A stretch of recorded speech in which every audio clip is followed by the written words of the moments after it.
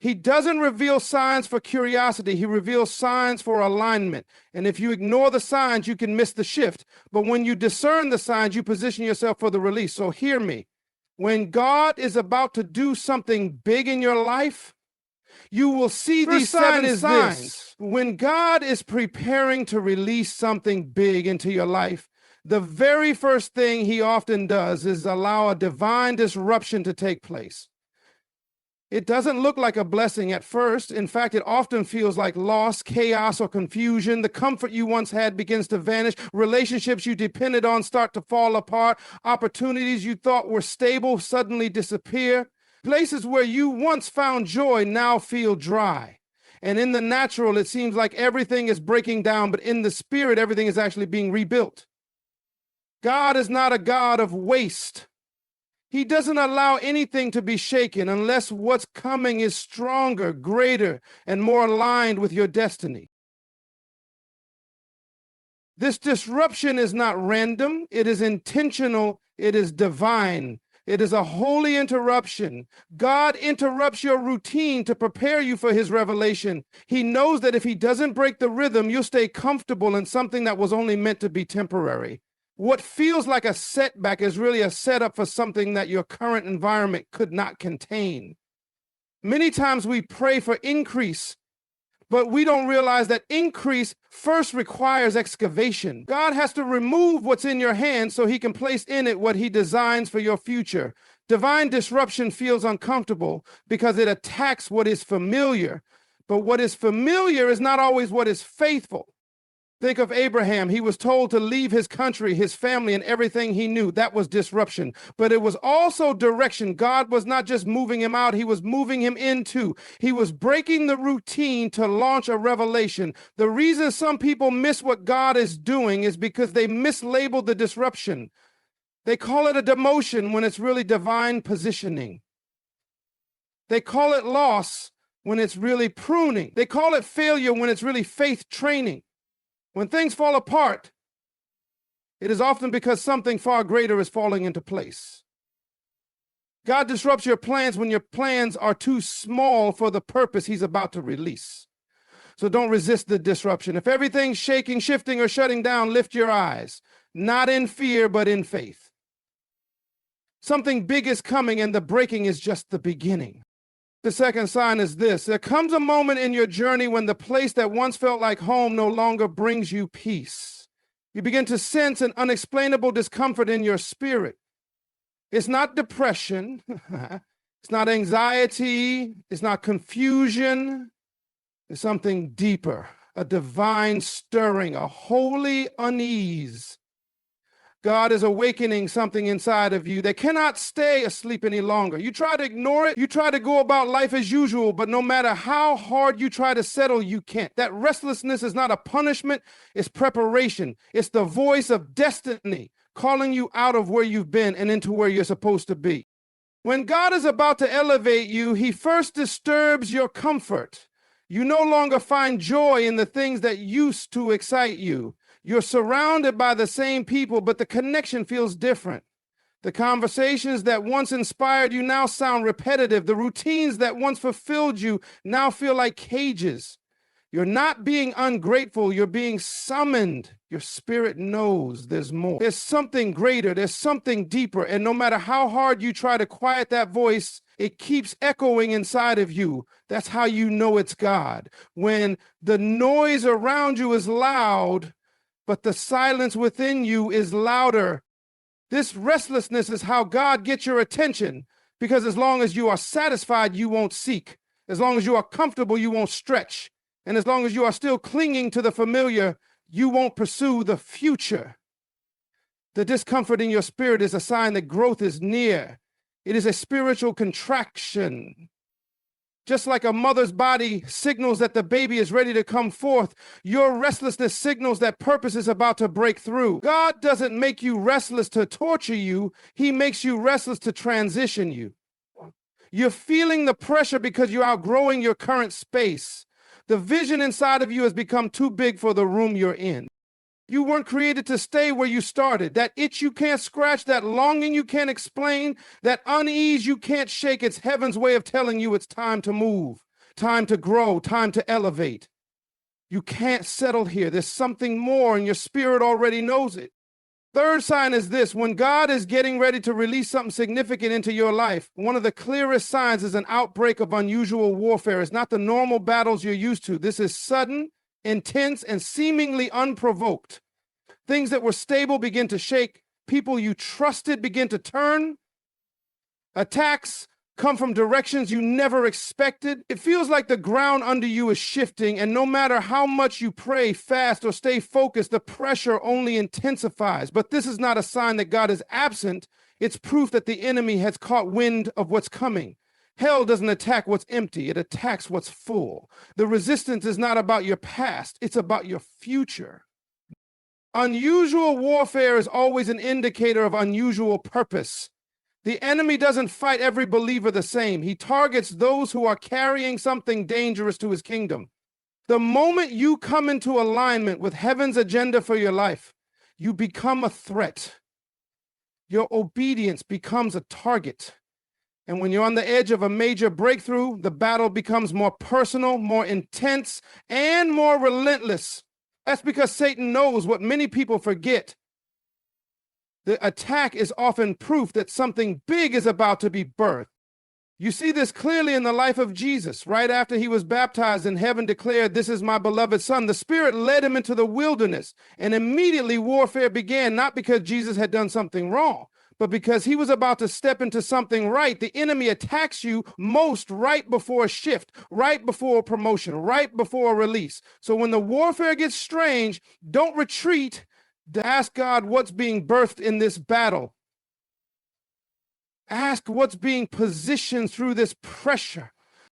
The enemy uses fear, confusion, delays, and distractions to shake you, but don't let the noise drown out the promise. This warfare is not the end, it's the beginning. It's a sign that your next level is near. The pressure is prophetic, and the chaos is often the camouflage for your coming breakthrough.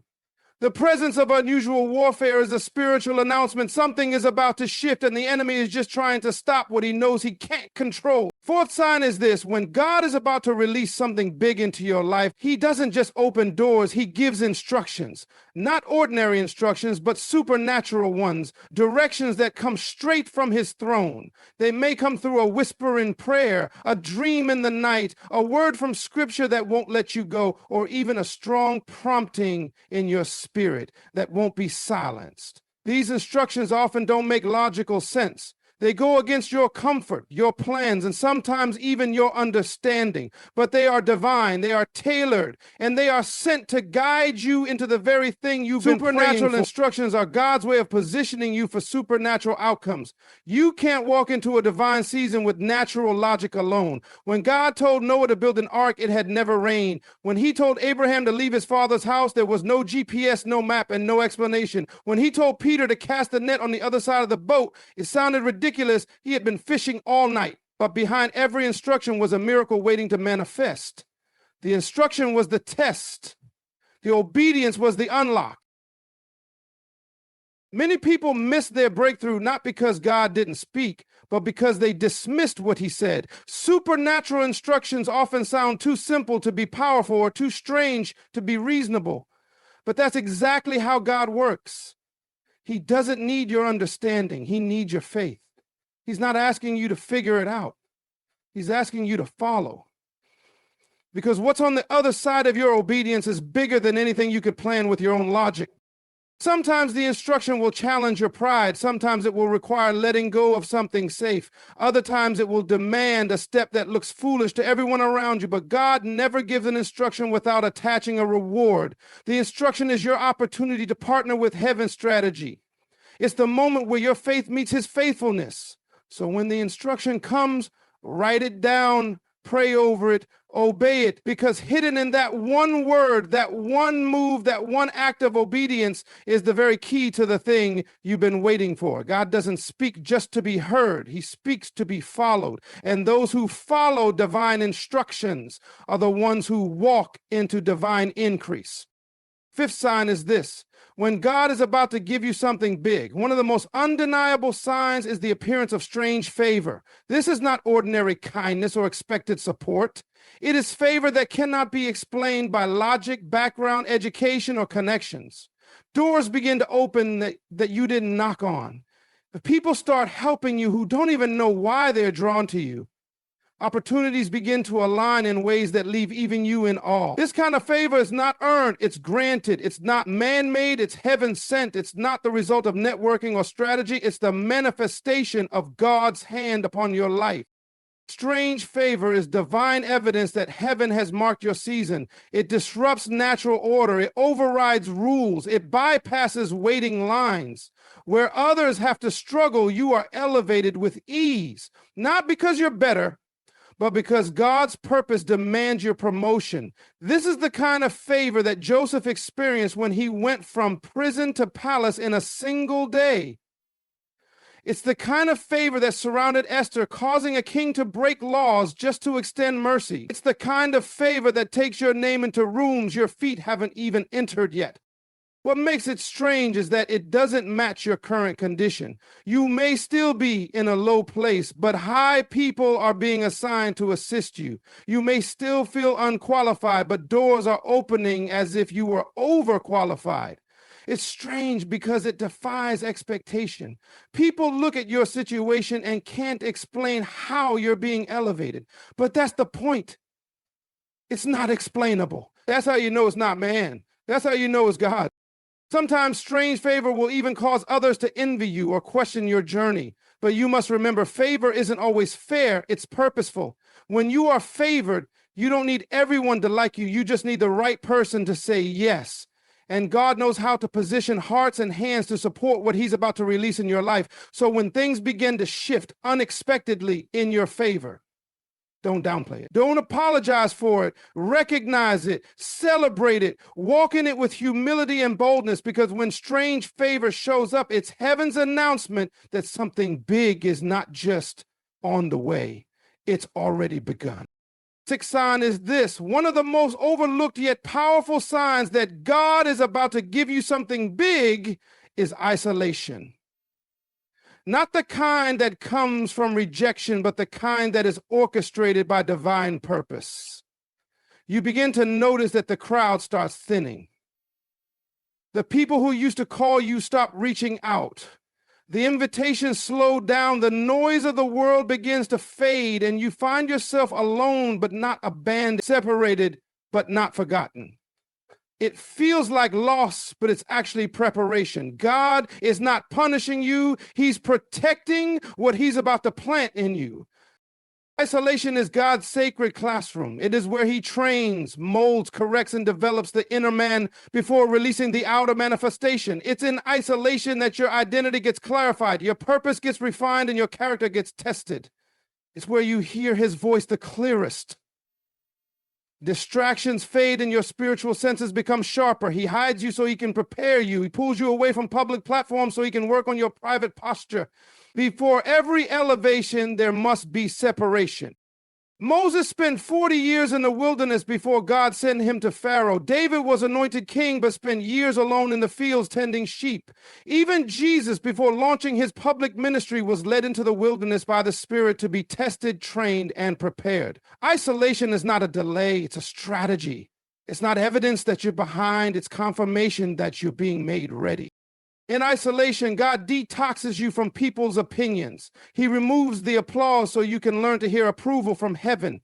He strips you of false identities, breaks pride, and builds spiritual strength. You begin to understand that elevation without preparation is dangerous. God loves you too much to release you prematurely, so he hides you, covers you, and prepares you in silence. That's why it feels like you've been overlooked, but you've actually been preserved. Don't despise the season of isolation. Don't rush out of it, because what God is doing in you now will sustain what he's about to do through you later. When the spotlight comes, your foundation must be ready, and isolation is where that foundation is laid. What feels like a pause is actually divine preparation for a promise that is bigger than anything you've imagined. Seventh sign is this: when God is about to give you something big, he begins by enlarging your vision. Before he changes your circumstances, he expands your capacity to see. Suddenly, what once satisfied you no longer does. What used to feel big now feels small. You begin to dream wider, think deeper, and expect more, not from arrogance, but from awakening. Your spirit begins to stretch beyond your environment. You can no longer fit in the mental and spiritual spaces that once felt comfortable. You start seeing possibilities where others see problems. You begin to crave significance instead of survival. That shift in your perspective is not random, it's revelation. God never gives you more than you can handle. So before he releases the next level, he enlarges your mindset to carry it. You begin to think in terms of legacy, not just livelihood. You stop chasing things and start building purpose. You start seeing yourself the way God sees you, capable, chosen, and assigned. Enlarged vision is a divine invitation to prepare for what's ahead. It's God saying, I want to give you more, but first I need you to see more. If you can't see it, you won't believe it. And if you don't believe it, you won't pursue it. This is why at times God will disconnect you from people who are content with small thinking. Because when your vision grows, it threatens those who are comfortable with average. Not everyone can go where God is taking you, and not everyone will understand what he's showing you. But you weren't called to fit in, you were called to expand. And with enlarged vision comes enlarged responsibility. You begin to pray differently, prepare differently, and plan with purpose. You stop wasting time because you realize time is connected to destiny. You stop making excuses because you see the assignment is too great. God doesn't enlarge your vision to tease you. He does it to train you. He's letting you peek into the future to motivate your present. That divine discomfort you feel is because your future is pulling on you. You're not crazy. You're not arrogant. You're just waking up to the size of what's inside you. And now that you've seen more, you can't settle for less. Enlarged vision is the proof that what's coming is bigger than where you've been. And now your eyes have caught a glimpse of what your faith is about to possess. When God is about to give you something big, he doesn't just drop it into your hands without warning. He prepares you through signs, shifts, and divine signals that only a discerning spirit can recognize. He allows divine disruption to unsettle your normal so he can launch you into the extraordinary. He stirs up a restlessness in your spirit that refuses to let you settle for average. He permits unusual warfare to strengthen your resolve and expose the greatness within you. He releases supernatural instructions that require your full obedience, not your full understanding. He surrounds you with strange favor that makes no earthly sense, but carries heavenly weight. He leads you into isolation for preparation, so your character is built to sustain the blessing, and he enlarges your vision so that your eyes can see what your destiny has always known. All of these are not random moments. They are orchestrated moves. They are the whispers of heaven declaring, get ready. I'm about to do something in your life that you've never seen before. These signs are not meant to scare you. They are meant to stir you.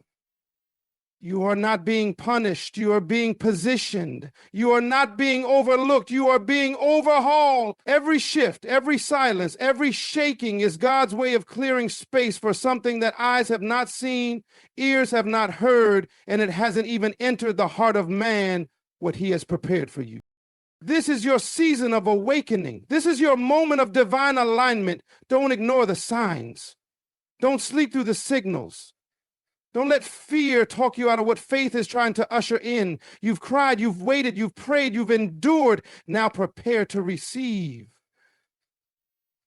Because when all 7 signs start showing up in your life, you're not being broken down. You're being built up. You're not being cast aside, you're being called up. Something big is not just on the way, it's already at the door. And if you stay obedient, stay discerning, and stay faithful, you'll step into the promise that has your name written all over it. This is not the end. It's the beginning of something big. My friend, I want to speak directly to your spirit today. I want to address the part of you that's been waiting, hoping, pressing, praying, and maybe even doubting. I came to announce something to you. This is not just another season you're walking into. This is a divine appointment on heaven's calendar. God is getting ready to give you something big, not ordinary, not average, big. But before he does it, he gives you signs not to tease you, but to